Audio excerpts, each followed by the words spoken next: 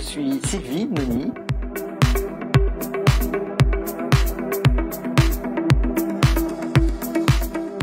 Bordeaux en lutte, eh bien, c'était peut-être d'abord un ras-le-bol des listes tenues par les partis politiques jusque-là et un désenchantement par rapport à ce qui se passait usuellement en matière municipale. Et on avait décidé à un petit groupe au départ de fonder une liste citoyenne mais ouverte aux partis politiques. On n'était pas anti-parti, mais on était pour que ce soit les citoyens qui coélaborent le programme de la liste. Donc on a fait Bordeaux debout, qui en rencontrant le NPA est devenu Bordeaux en lutte. Et c'était un beau projet et qui a pris corps et a répondu en grande partie à notre espoir de ressourcer la politique au plus près des gens, au plus près des citoyens.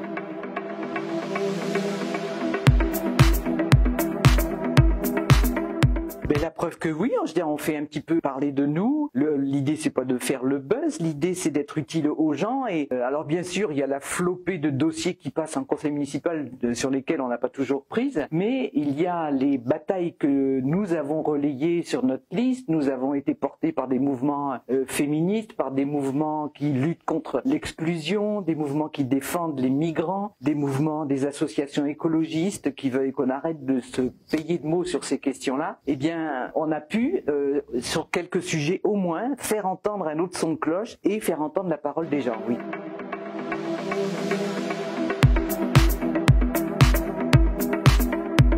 Eh bien, parmi tous les sujets, il y a une demi-victoire. On va pas trop crier victoire parce que c'est mauvais signe, mais nous nous sommes battus depuis le mois de février. Nous avions lancé une pétition pour obtenir une votation citoyenne pour l'arrêt des travaux Euratlantique. Les gens du quartier d'Euratlantique découvrent qu'ils ont un quartier entièrement bétonné, sans service public, sans espace vert, sans parc, sans salle de sport, avec très peu de services publics. Donc on avait rassemblé les habitants du quartier, avec eux, fait signer sur les marchés, sur le marché des Capus, une pétition qui a obtenu au moins 2000 signatures, dernier décompte où j'en étais, et un premier résultat, puisque au mois d'avril, Pierre Urmic a décidé au moins de suspendre les travaux et l'urbanisation de la friche qui est au sud de la gare Saint-Jean. Donc un premier pied dans la porte, et voilà, il nous semble que les citoyens peuvent s'inviter dans le Parlement de la ville pour faire entendre des exigences plus fortes que la plantation de pâquerettes ou de micro-forêts